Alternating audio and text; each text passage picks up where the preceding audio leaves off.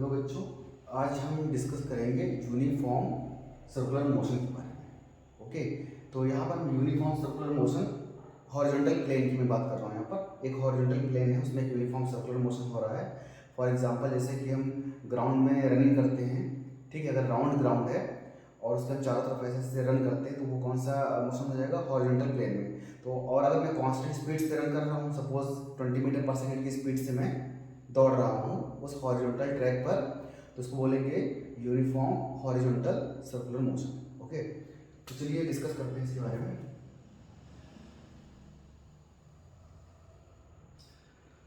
तो any object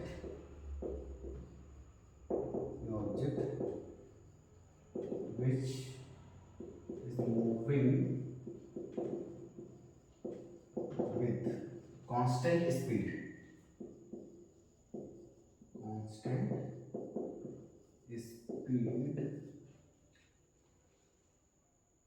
in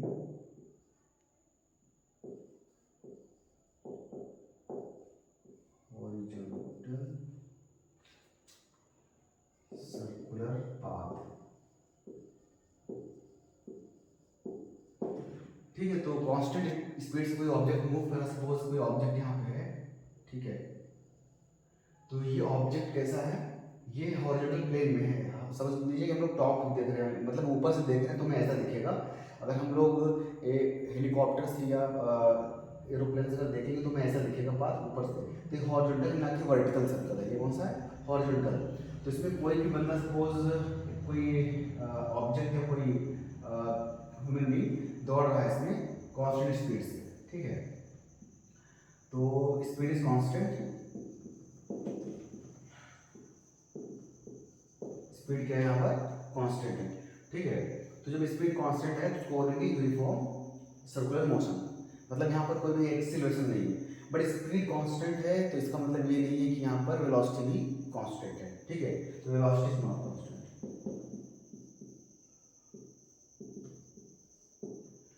ठीक है। तो ये सेंटर हो गया सर्कल का, ठीक है। तो जब कांस्टेंट स्पीड से कोई रन कर रहा है इस पे, तो इस पे क्या अप्लाई होगा? सेंट्रीपिटल फोर्स सेंटर की तरफ अप्लाई होगा, ठीक है। तो हमने सुना है कि जब सर्कुलर पाथ में कोई भी ऑब्जेक्ट मूव कर रहा होता है तो उस पर कौन सा फोर्स अप्लाई होता है?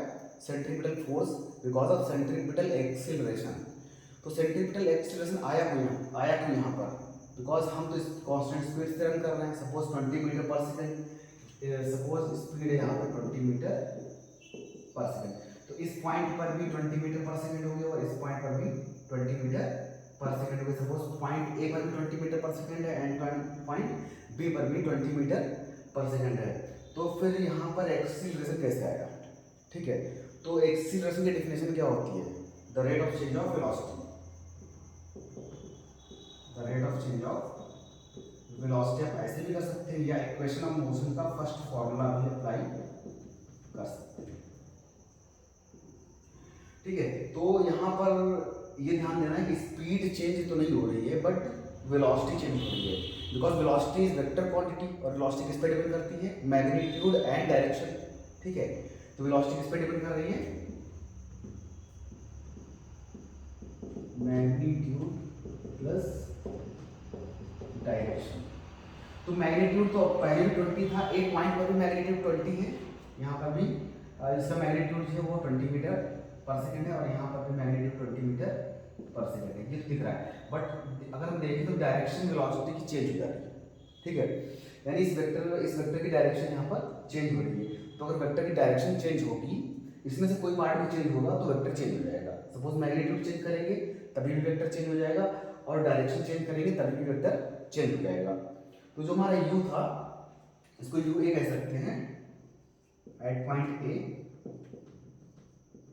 और ये सेंट्रीपिटल एक्सीलरेशन और ये v b, या फिर यहाँ से निकाल सकते हैं a और ये b। तो ये हमारा एक्सीलरेशन आया बिकॉज यहाँ पर वेक्टर क्या हो रहा है? सब्सट्रैक्ट हो रहा है और यहाँ पे जीरो नहीं आएगा क्योंकि स्पीड माइनस नहीं कर रहे हैं हम लोग, यहाँ पे वेक्टर सम कर रहे हैं या वेक्टर सब्सट्रैक्शन कर रहे हैं यहाँ पर। तो जो ये निकल के आएगा एक्सीलरेशन यहाँ पे नॉन जीरो आएगा, बिकॉज डायरेक्शन चेंज होगी तो वेलोसिटी भी चेंज होगी, यानी ये वेलोसिटी कुछ और होगी और ये कुछ और होगी। अब ये जब दोनों डिफरेंट होंगे तो इसका जो डिफरेंस है वो भी क्या होगा, नॉन जीरो होगा। तो अगर नॉन जीरो होगा तो फिर एक्सीलरेशन कुछ ना कुछ वैल्यू दे रहा होगा, यानी कि यहाँ पर एक एक्सीलरेशन अप्लाई हो रहा है, ठीक है। और उसका जो हम सम करेंगे, वेक्टर सम या वेक्टर सब्सट्रैक्शन करेंगे तो वो सेंटर की तरफ ही आएगा उसका रिजल्टेंट, समझ रहे हो। जैसे मैं ये पॉइंट ले रहा हूँ, सपोज मैं इसके अकॉर्डिंग करना चाह रहा हूँ, तो we B minus U A निकालना चाह रहा हूँ, तो वी बी कितना है ये, और यू ए कितना है, तो यू ए इधर की साइड है, यहाँ पर ये वेक्टर कितना हो गया यू ए, तो ये वेक्टर क्या हो जाएगा माइनस यू ए। तो ये वेक्टर अब हम यू बी में ऐड करेंगे यहाँ पर, इसमें हम इसको ऐसे लिख सकते हैं वी बी प्लस इसमें क्या ऐड कर रहे हैं माइनस ऑफ यू ए, ठीक है। तो एडिशन लॉ तो पता ही है ना हमें, ठीक है। यहाँ से इसको ऐड करेंगे, वी बी में हम माइनस यू ए को ऐड करेंगे ऐसे, ठीक है।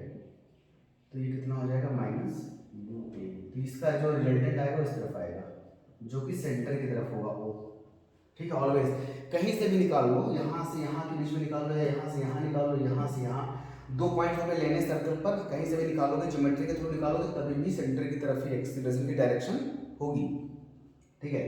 तो इससे ये पता चला कि जो एक्सीलरेशन होगा वो सेंटर की तरफ होगा, इसको बोलते हैं एसी, इसको डिनोट करते हैं एसी, सेंट्रिपिटल एक्सीलरेशन, ठीक है। तो इसको जब सॉल्व किया गया तो इसकी वैल्यू क्या आई थी V square by R. V is the magnitude, यहाँ पर क्या है मैग्नीट्यूड, यहाँ पर पुट करेंगे तो V square is the magnitude, 20 metre per second यहाँ पुट करेंगे, और R is the radius of circle, ठीक है। तो ये हो जाएगा हमारा एक्सीलरेशन, और इसकी डायरेक्शन हमेशा किधर रहेगी, सेंटर की तरफ रहेगी, ठीक है। तो ये मिल जाएगा हमें, मैग्नीट्यूड भी मिल जाएगा, डायरेक्शन में पता सेंटर की तरफ है, मैग्नीट्यूड कुछ मिलेगा, सपोज इसको सॉल्व करने पे आ गया 2 मीटर पर सेकंड स्क्वायर, तो ये 2 मीटर पर सेकंड स्क्वायर इसकी तरफ लग रहा है सेंटर की तरफ, ओके। तो फिर बात ये आती है कि सर्कुलर पाथ में मोशन कराने के लिए कोई ना कोई एक्सटर्नल फोर्स होना चाहिए जो कि सेंट्रिपिटल फोर्स प्रोवाइड कराएगा, ठीक है। ये ऑटोमेटिक तो होगा नहीं, ठीक है। जैसे हम ग्राउंड पे रन कर रहे हैं तो वहाँ पे जो सेंट्रिपिटल फोर्स है वो कौन प्रोवाइड कराता है, फ्रिक्शन फोर्स, ठीक है। वहाँ पे प्रोवाइड कराएगा फ्रिक्शन फोर्स, बिकॉज अगर फ्रिक्शन फोर्स नहीं होगा तो क्या होगा, सपोज ये स्लिपरी है सरफेस, तो हम दौड़ने की कोशिश करेंगे तो हम अराउंड एक टेंजेंट फिसल जाएंगे, सामने की साइड फिसल जाएंगे, क्योंकि बिकॉज ऑफ कह सकते हैं कि Newton's first law of inertia के अकॉर्डिंग हम जिस state of the motion change नहीं होती जब तक कोई एक्सटर्नल फोर्स अप्लाई ना करें। तो यहाँ पर तो अगर स्लिपरी सरफेस तो कोई एक्सटर्नल फोर्स है नहीं, नॉर्मल को छोड़ के जो कि वर्टिकल है, तो क्या होगा इस केस में कि जब एक्सटर्नल फोर्स यहाँ पे है ही नहीं तो फिर क्या होगा, उसकी स्टेट ऑफ मोशन में कोई चेंजेस नहीं होंगे। मतलब अगर ये इस तरफ चलना चाह रहा तो इधर की तरफ टेंडेंसी होगी चलने की, ऑब्जेक्ट की या किसी भी आदमी जो भी इस तरफ दौड़ रहा है तो वो स्लिप करके सामने की तरफ चला जाएगा, ठीक है।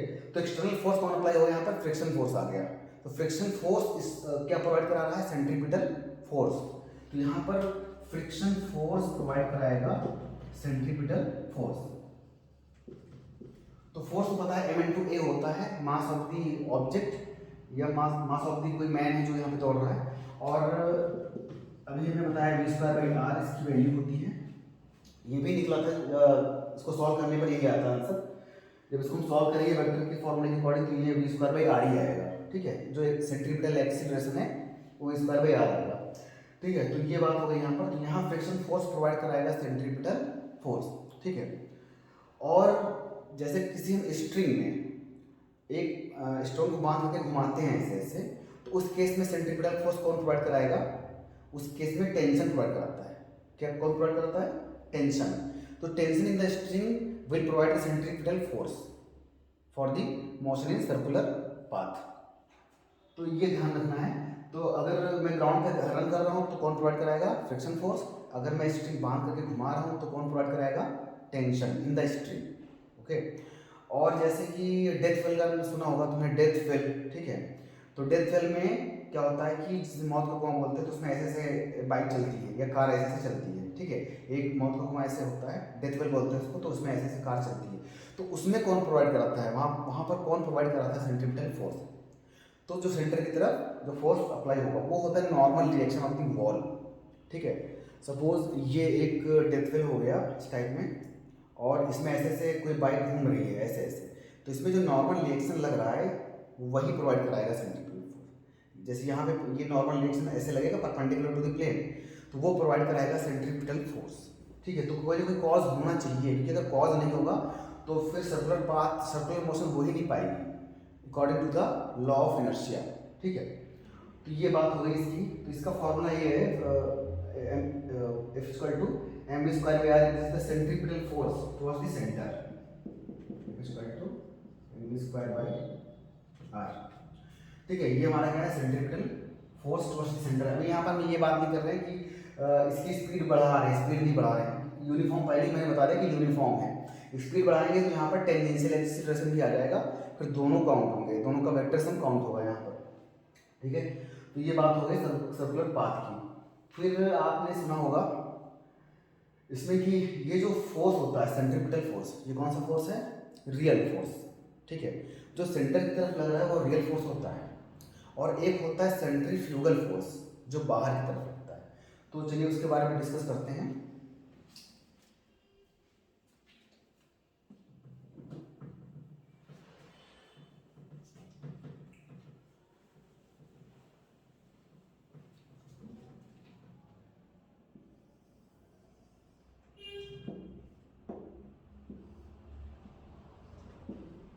ये लग रहा है सेंट्रीपिटल फोर्स सेंटर की तरफ, और ये जो ऑब्जेक्ट रन कर रहा है उसको क्या महसूस होगा? सेंट्रीफ्यूगल फोर्स बाहर की तरफ।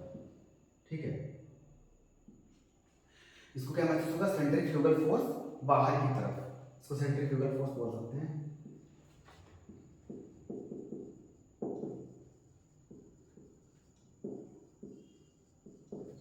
और ये कौन सा फोर्स है? सेंट्रीपिटल फोर्स है, जो कि सेंटर की तरफ लग रहा है। बट ये क्या होता है? नॉन रियल फोर्स होता है, नॉन रियल फोर्स।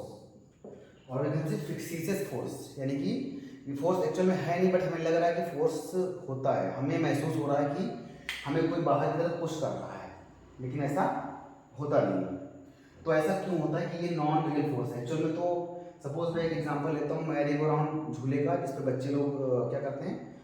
खेलते हैं। ठीक है, ऐसा एक झूला होता है,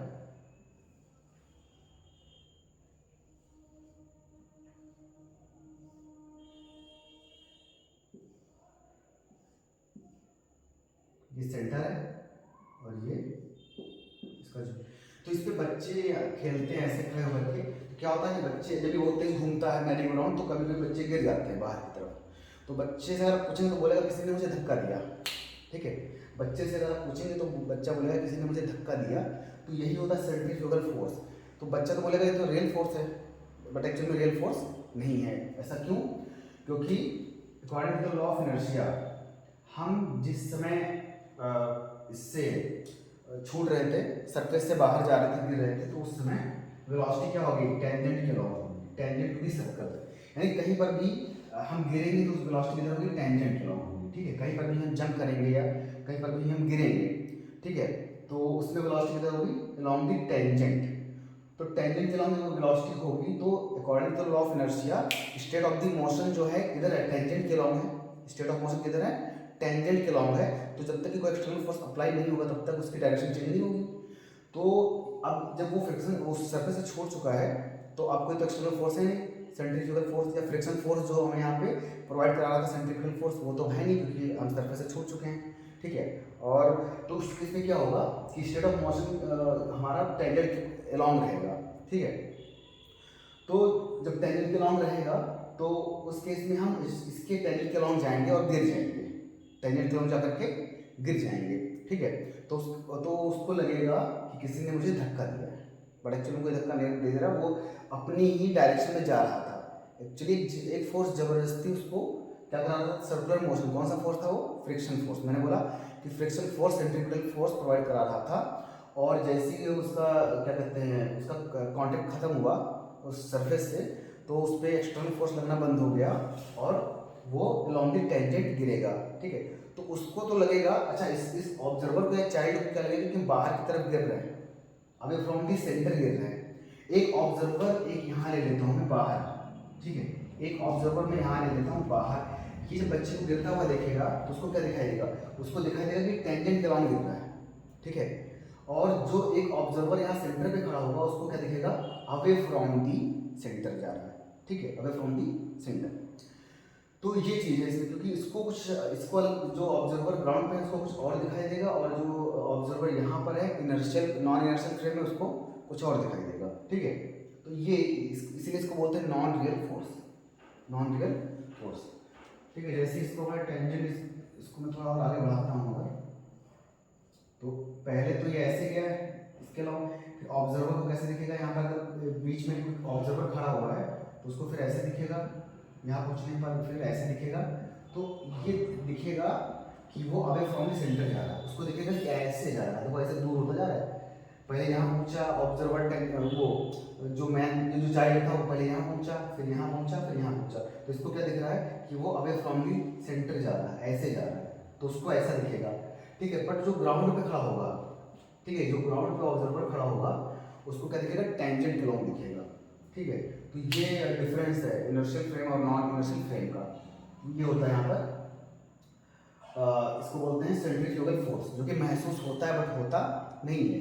तो इसका मैंने बहुत अच्छा एग्जांपल और भी दिया था, मैंने कार का एग्जांपल दिया था कि जब कार टर्न ले रही हो उस टाइम पे हमें लगता है कि अगर कार का गेट खुल जाए तो हम बाहर की तरफ गिर जाएंगे, ऐसा लगता है कि हमें कोई पुश कर रहा है गेट की तरफ। लेकिन वही वो भी कौन सा फोर्स है, सेंट्रीफ्यूगल फोर्स है, नॉन रियल फोर्स है, बिकॉज वो जो कह सकते हो कार का जो गेट है उसका जो नॉर्मल रिएक्शन है वो हमें क्या प्रोवाइड करा रहा है, centripetal force.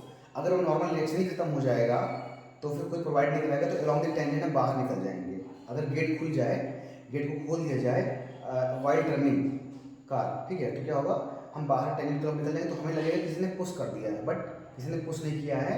According to the law of inertia हम स्टेट ऑफ द मोशन कौन सी टेंजेंट के डायरेक्शन के अलॉन्ग ही रहेगी, तो उधर ही हम गिरेंगे, ठीक है। बट हमें नॉन इनर्शियल रेफरेंस फ्रेम से यही समझ में आएगा कि हम अवे फ्रॉम दी कार जा रहे हैं, और जो कार में जो रोड पे खड़ा होगा बंदा ऑब्जर्वर, उसको दिखेगा कि वो कार से टेंजेंट के अलॉन्ग गिरा है, ठीक है।